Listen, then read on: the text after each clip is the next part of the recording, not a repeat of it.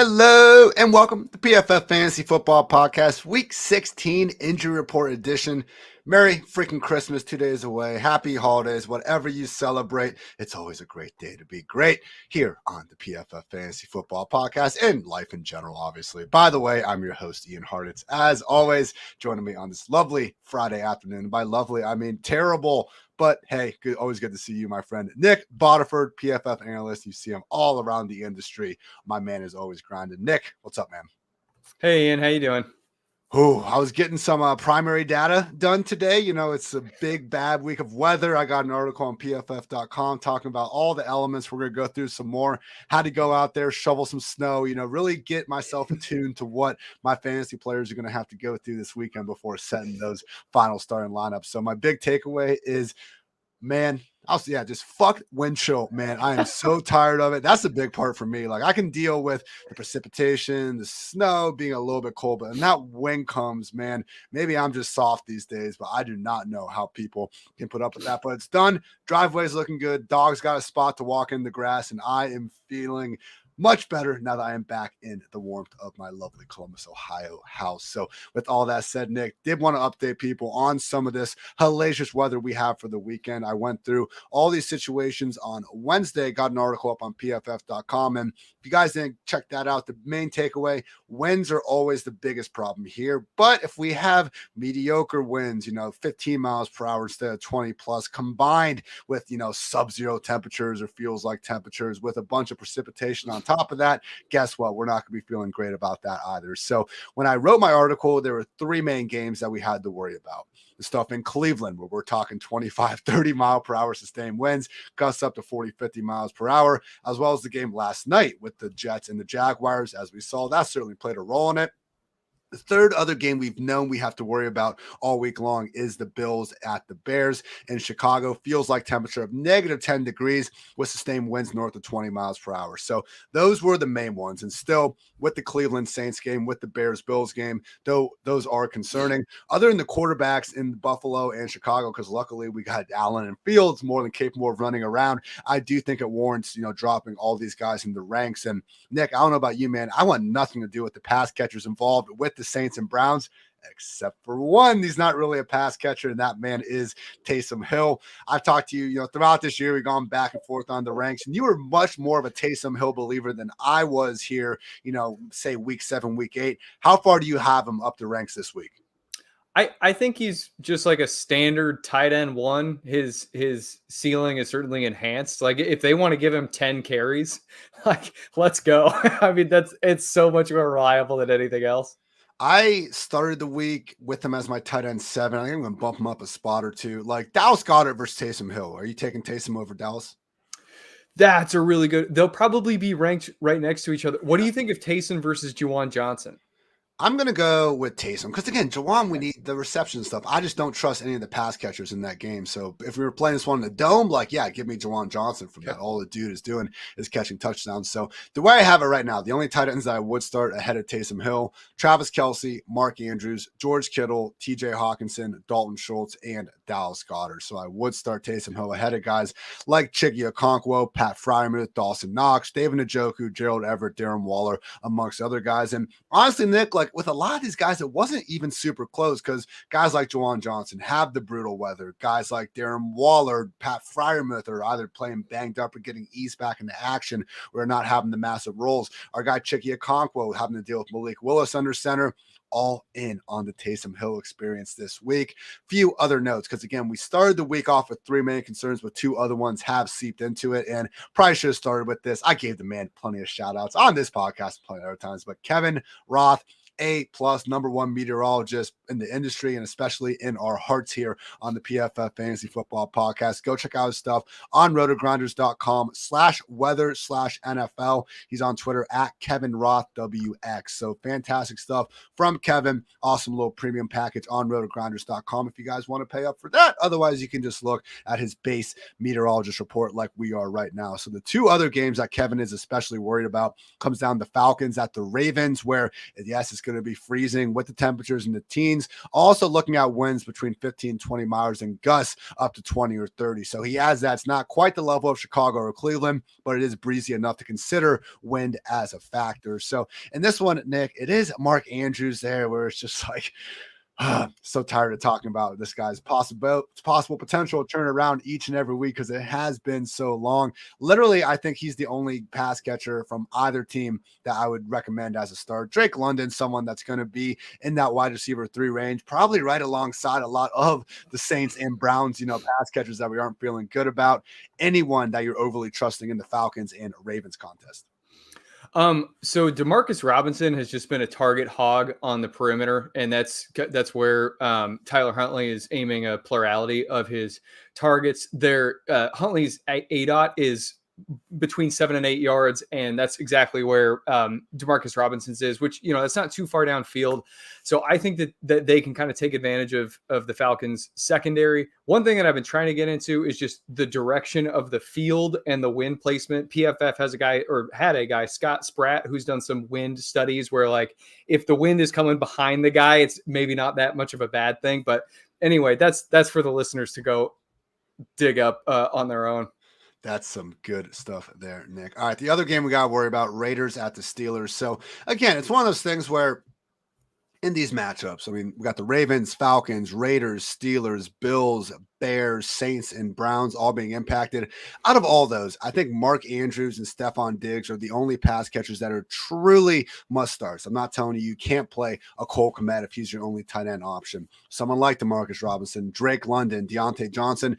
I'm not going to rank these guys as like my wide receiver 60, like to the point that you would never even consider it. That said, if it is anything like a close tiebreaker, an Adam Thielen of the world, maybe a Michael Gallup, someone that's just not quite as bad of a game, I am more than fine using weather as a tiebreaker. So just keep that in mind. The other contests that are being affected, but it's not quite as bad as the other ones. Lions, Panthers, Bengals, Patriots, Seahawks, Chiefs, also the Texans and Titans, all getting yellow grades from Kevin. And then finally Packers and Dolphins, just a low chance of shower, 10 miles per hour wind on Sunday. Not expecting anything bad. I mean, if Miami was really going to screw us with bad weather while the rest of the country is going through all this stuff, that would have just been too much. So again, great stuff from our guy, Kevin Roth over at Roto Grinders. And with that, Nick, let's go ahead and move on to the specific injuries. We have quite a few to talk about here in an always eventful Week 16 slate.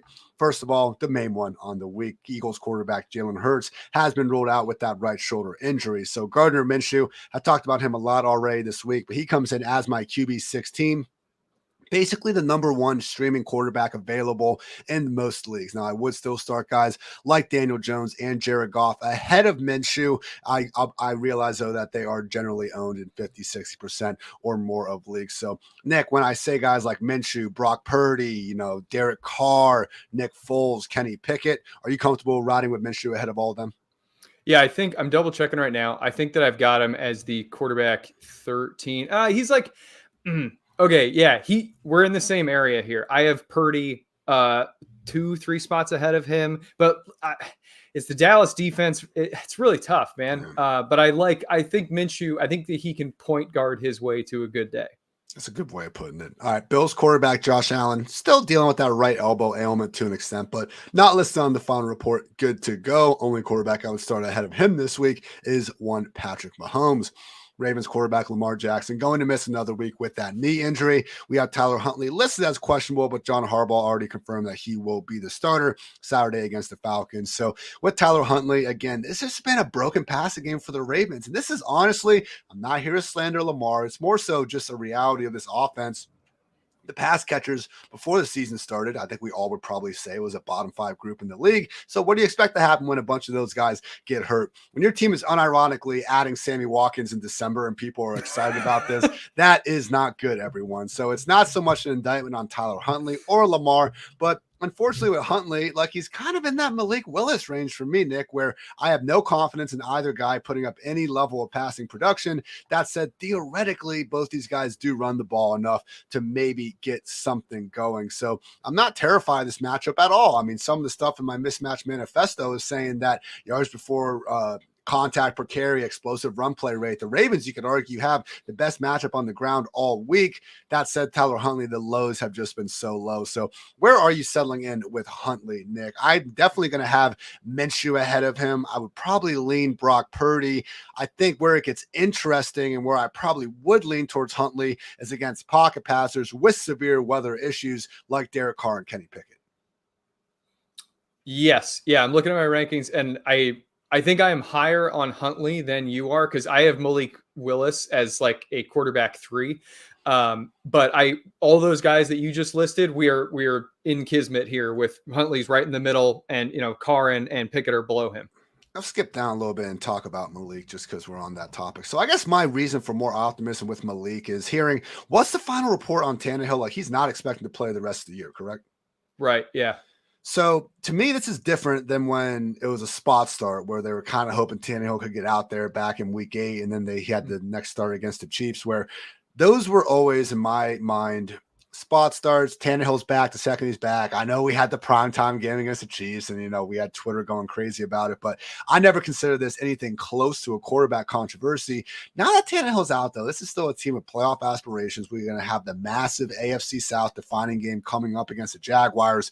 I'm well aware Derrick Henry with the 4 straight 200+ yard rushing games against this group, but I really feel like, man, that if they have any hopes of getting going in these playoffs and achieving anything with this team, which I fully realize, the chances of them making it too far in the playoffs with this roster are pretty much near zero. That said, I just have a hard time believing Malik's going to only be throwing the ball 10 freaking times like he did in the first matchup against these guys. So it's one of those, Nick, where no, in one quarterback leagues, please don't start Malik Willis, Gardner Minshew, Brock Purdy, Tyler Huntley, all these guys I would have ahead of Malik. I guess I'm more so if you can get Malik now, and like what happens if we see Malik all of a sudden carry the ball 12 times, run for 80 yards like we know he's capable of, and not be a zero in the passing game. If anything, man, I'd like to be a week ahead of the public on Malik in DFS, and then also hopefully stashing him on that bench if you are in a quarterback conundrum, and then maybe having the better fantasy quarterback than real life that we're hoping for from the guy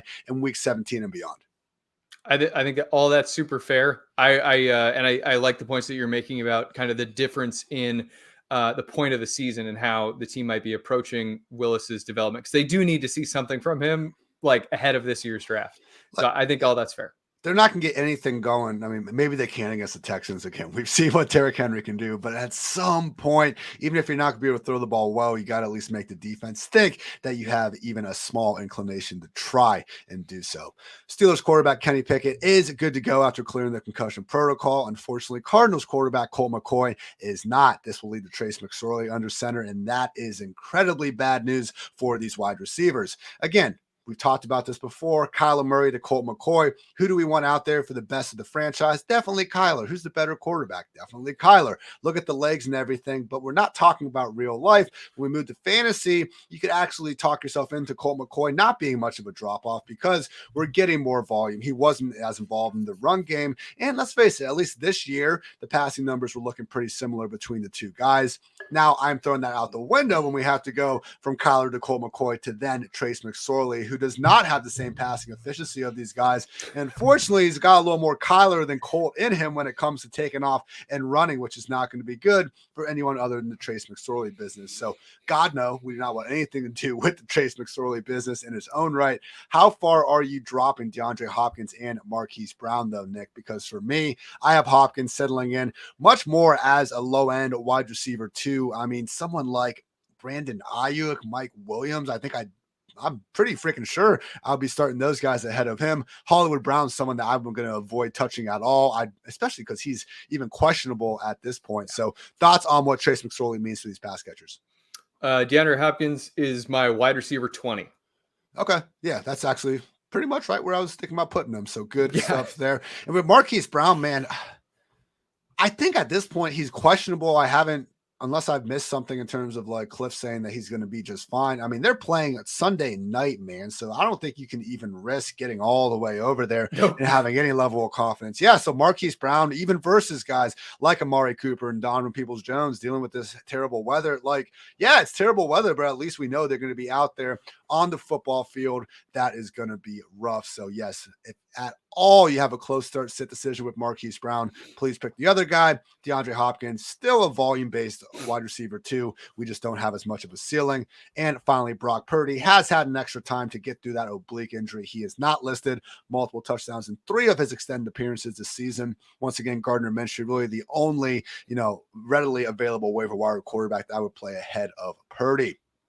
Appreciate our live YouTube chat folks in here with us. Again, happy holidays to all. Our guy Cedric's wondering, Herbert or Fields with the horrible weather. Nic, I am still leaning Justin Fields because, again, it's almost like a blessing, the fact that we have Fields and Josh. Like, we know what they can do running the footballs. In Fields' case, especially, no Chase Claypool, Equanimeous St. Brown isn't going to be out there as well. He's just going to be more inclined to run the ball more than ever, and we've seen him do that at almost a higher level than any NFL quarterback literally ever. So for me, man, maybe I'm, again, being a little too trustworthy in those rushing floors, but I've hit Mahomes, Josh Allen, Justin Fields, and then Justin Herbert, number 4. So I would go Fields just ahead of Herbert, albeit I do have them ranked right next to each other. What say you?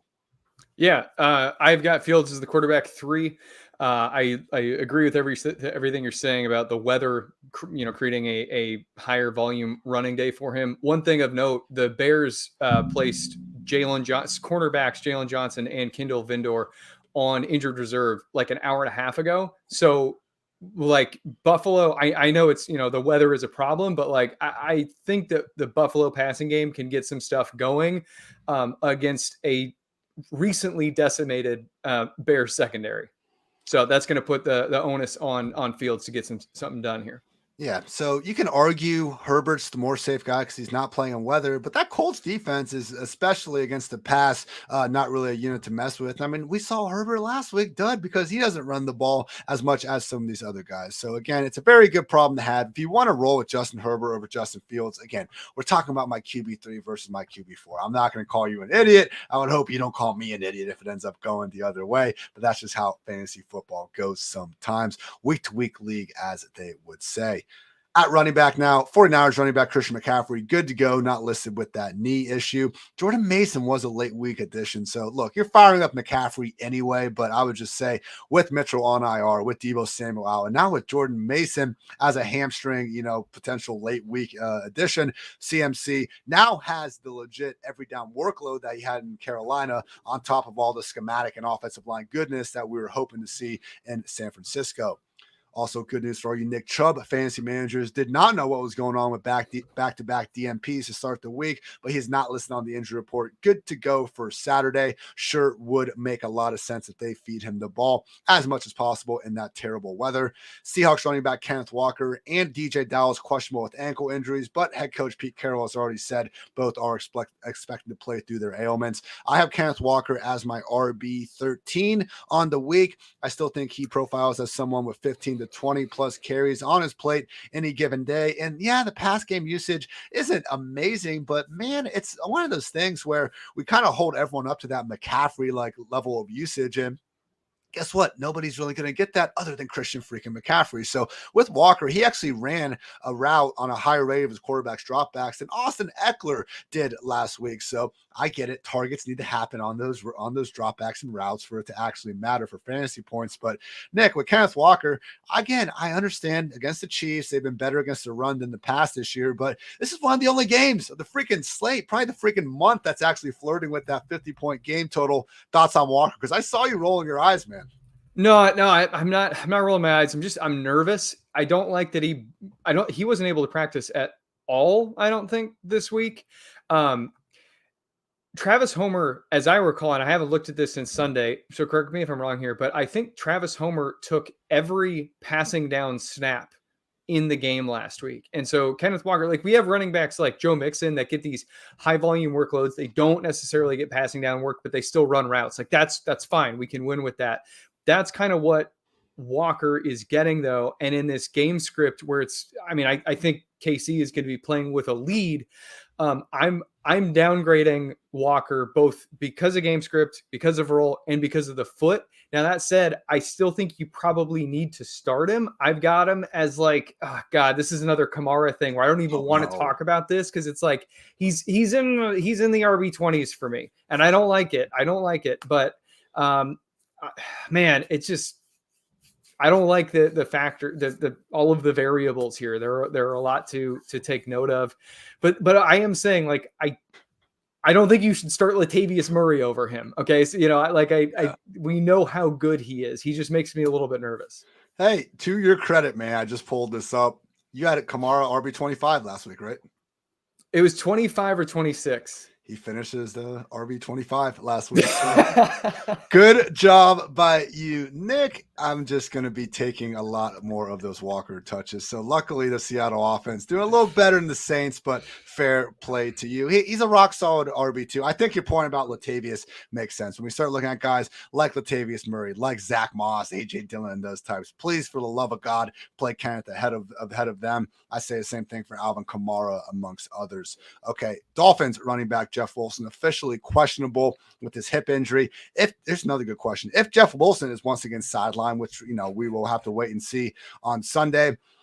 This is the problem, man, because we have all these Saturday games before then. So I guess, how confident would you be in firing up Raheem Mostert, even if Jeff Wilson returns? Because we're going to have a lot of people that have running backs all throughout Saturday that are available. I mean, if Jeff Wilson comes back, I would think things could be closer to a 50-50 split, albeit I still would be heavily favoring Mostert to be the more fantasy viable back. So when I say Mostert versus guys like David Montgomery, J.K. Dobbins, Najee Harris, would you just be taking more of the sure points that we know are going to be there on Saturday, or risking Mostert maybe having to have more competition with Wilson on Sunday?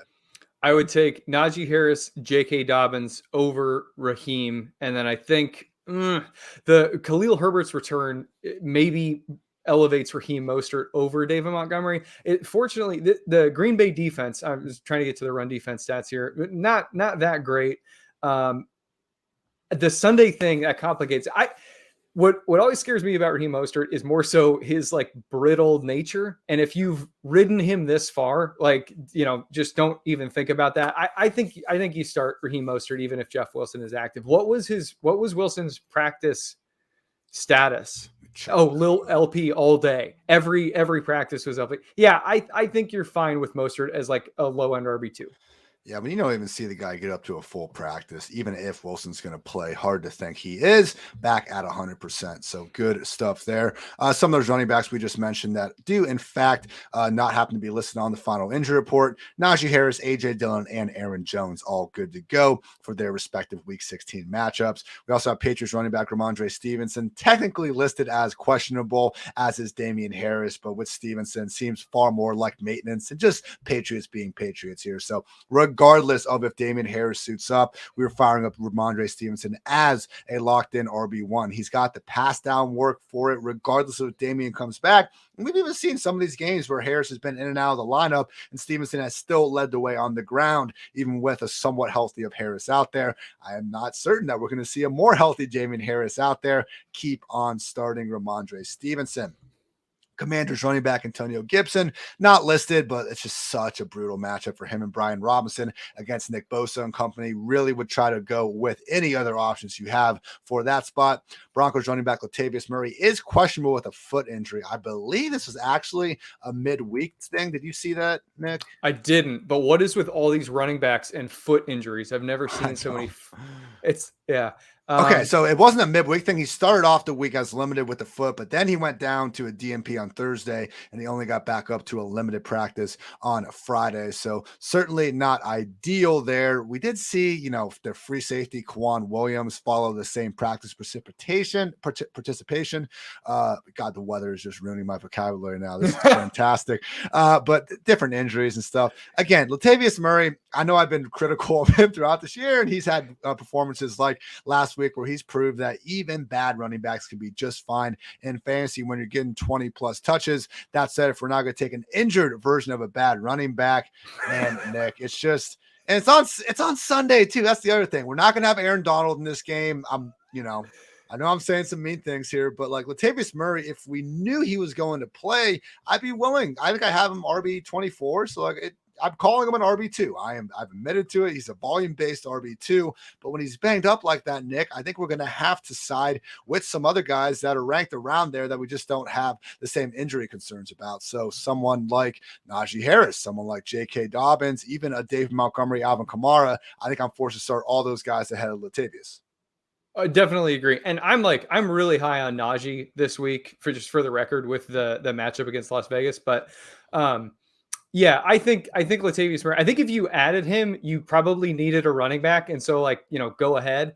What are you doing with Marlon Mack? He's got the passing down role. Do you trust him? No. Okay. Yeah. It's just a slight little ding to Latavius and doesn't make things any easier. But it's been a nice little story with seeing Marlon get back out there. But again, we're talking about the league's single worst scoring offense here. So even facing, a slightly reduced, and not even slightly, a majorly reduced Rams defense without Aaron Donald, it's still not enough for me to call any of these guys, true recommended starts. Let's move on to wide receiver. Not a ton of, outlying issues here. I think most of these guys are already in and out, but we got a few things to talk about. So T. Higgins, good to go. Got in that final full practice of the week and not listed. Fire him up as his usual rock solid wide receiver 2 self. We do have Tyler Lockett out with a hand injury, and Marquise Goodwin is questionable with wrist and ankle issues. That said, again, head coach Pete Carroll said on Thursday that he does expect all his questionable players to eventually suit up. So Marquise, for me, more of a boomer bust wide receiver 4. Metcalf, though, locked in as a top 10 receiver. Are you higher on Marquise Goodwin, Nick? I know he's had some solid performances this year, and the matchup is winnable enough, but man, you take him obviously working out a little bit less than 100%. Weather isn't ideal in Kansas City. Where do you fall on Marquise Goodwin versus Donovan Peoples-Jones and Cooper, who are obviously dealing with way worse weather? I would take that's a great question. I think I would take the Cleveland wide receivers over him. What I don't like with Goodwin, and what I don't like with Goodwin was he was a full participant with a wrist injury, suffered an ankle injury Thursday, and then didn't practice on Friday. Pete Carroll, who just believes all of his players can heal instantly, says that he's going to play. If I had written the DFS cheat sheet, which we didn't do this week, if I had written it, Seattle wide receiver Derek Young would be my long shot weird guy play against Kansas City. So take that, as you will. You got another one of those last week with Rashid Shaheem, man. Kings.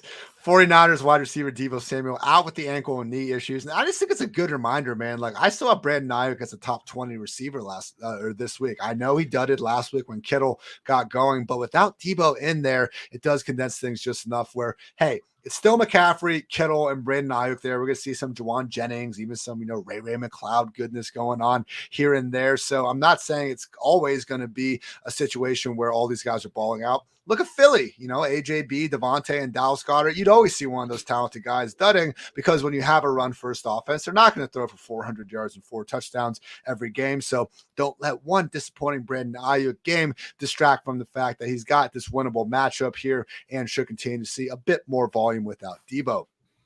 Already talked a little about Marquise Brown and these Cardinals wide receivers without Trace McSorley. So again, Hollywood is officially questionable and not playing until Sunday night. So man, unless we hear something tomorrow morning saying he is 100% good to go, the questionable thing is a government conspiracy, I just am not going to be getting behind Brown. I would be highly doubtful of that playing out. We do not have many, if any, Bears wide receivers still employed by this team at this point. Claypool is doubtful with a knee. Equanimeous St. Brown out with a concussion. Please do not play those guys by any, obviously not them because they're out. Don't play anyone in the Bears passing game if you can at all help it. I was meant to say this before and I got caught up with something else, but I agree with your general sentiment that the Bills can maybe still put up some passing yards or at least try to. Like Stephon Diggs for me, he's not a top 5 receiver. He's still a top 10, though. You better have an unreal lineup to warrant putting that guy anywhere near the bench. And let's face it, we had that game last year where Mac Jones threw the ball 3 times with the 40, 50 mile per hour wind gusts. Josh Allen and company were still, pushing 30 pass attempts in that game. It's in their blood, man. They're there to throw the football. They're going to keep throwing the football regardless of what Mother Nature has to say. Saints wide receiver Chris Olave out with a hamstring. Jarvis Landry on IR with the ankle injury. So Nick Underhill, who I consider one of the better beat writers in all of the NFL and the world for that matter. He does fantastic stuff for the New Orleans Saints, and he has a website, neworleans.football. You guys should check out. So again, he said he's not going to get insider information from Dennis Allen about what their game plan is going to be. But if Nic believes this could be a full Taysom game, and maybe you say never go full Taysom, whatever your mindset is on that, if the Saints want to go full Taysom, we should be paying attention accordingly in fantasy land. So legit upside tight end one this week. Come on, Taysom. I've never been cheering this much for this dude. Do not break my heart in the fantasy finals, man. Home league, Nick, I'm trusting Taysom. Why the hell not? Steelers wide receiver Deontay Johnson, officially questionable with a toe injury. He's been one of these guys, more so been a hip injury, keeping him on that injury report. But it is concerning because it is a Saturday evening game with a bunch of them going before. As we talked about with our weather intro, this is a game that has been downgraded to the yellow-orange territory by Roto Grinders Kevin Roth. He's actually coming off his two best games of the season, Nick. So I still think he's a volume-based wide receiver 3 play if healthy enough to suit up. That being said, it's not a given that he is going to be suiting up. So anything at all close with Deontay and another wide receiver 3 type talent, I would go with the other guy. That seemed fair. Well, yeah, it does, because these two great games were with Trubisky, right? Yeah, like now they're true. going back to Pickett, who for whatever reason can't throw the ball well to Deontay. So yeah, I agree. I would pick the other side. And Deontay was the one calling for Mason Rudolph. Like, bro, Trubisky's the one getting you the ball. Give the man some credit.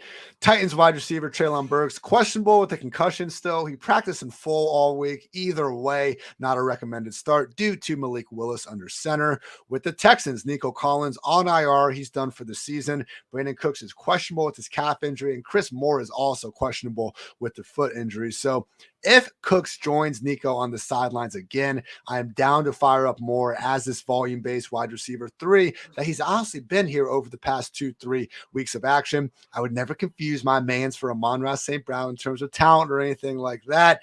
Although you start taking away a bunch of players from the offense, Chris Moore is seemingly the last man standing that they are down to feed the ball. So I do think he warrants volume-based wide receiver 3 play if active and if Cooks is sidelined. Cowboys wide receiver Noah Brown, not listed with the foot injury, but don't go chasing those 2 touchdowns. It does sound like T.Y. Hilton will be making his Cowboys debut. Certainly does seem like Brown's going to be the one on the, maybe not the outside looking in. Like, I still think he'll probably be the number 3 wide receiver in this offense, starting more times than not in 3 wide receiver sets. But T.Y. is certainly going to cut into that route rate specifically. With the Broncos, Courtland Sutton questionable with a hamstring. Kendall Hinton is out with a hamstring injury. So once again, it's a Sunday afternoon game. Nick, Jerry Jeudy, if we do see a situation where Courtland Sutton returns, all of a sudden we're not getting as much guaranteed volume, and it's not a wonderful matchup against Jalen Ramsey and that secondary. I know Ramsey's been down this year. I'm not expecting a shadow matchup, but it's not a complete layup. That's all I'm trying to say. Thoughts on Jerry Jeudy with Sutton potentially returning? So I was too low on Jerry Jeudy last week. I think ultimately he will just sort of fluctuate in the wide receiver 3 range depending on Courtland Sutton's availability. I don't know if he should like fluctuate. Like maybe he just should be a high end wide receiver 3 because Sutton doesn't seem to be able to command targets. But yeah, right now he's my wide receiver 28, and I agree that the Rams secondary has performed a lot better than the narrative around them seems to be.